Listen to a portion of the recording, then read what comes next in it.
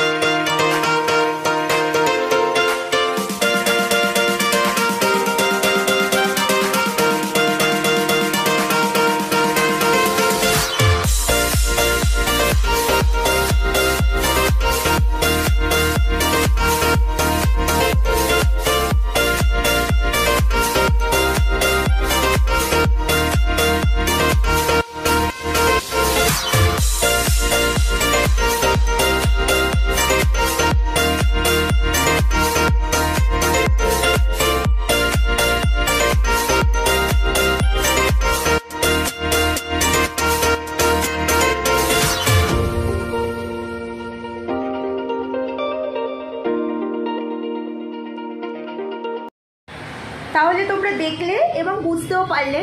আমি যে ফুটেজটা তোমাদের সঙ্গে শেয়ার করলাম সেটা হচ্ছে টিনা আর সন্দীপের বিয়ের ফুটেজ। তো বন্ধুরা, এই ফুটেজটা শেয়ার করার একটাই কারণ যে মানুষের কতবার বিয়ে হয় জানি না, বিয়ে তো আমার মতে একবারই হয়।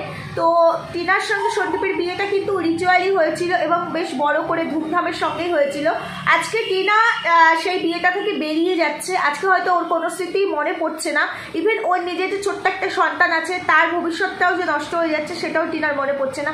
আর এই ভিডিওটা আমি তোমাদের সঙ্গে আজকে কেন শেয়ার করলাম হঠাৎ করে, এটার কারণটা অবশ্যই আমি তোমাদেরকে জানাবো।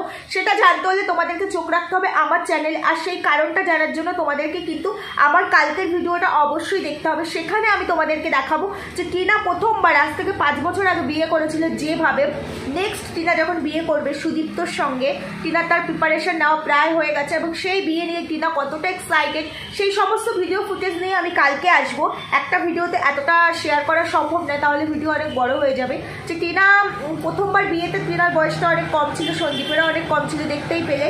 তো এর পরের বার যখন টিনা বিয়ে করবে টিনা অনেকটা ম্যাচিউরড হয়ে গেছে। তো তখন টিনার যে সাজ, টিনার যে আনন্দ উৎফুল্লতা সেটা অনেক বেশি থাকবে। টিনা অনেক বেশি এক্সাইটেড, অনেক বেশি হ্যাপি সেই বিয়েটা নিয়ে।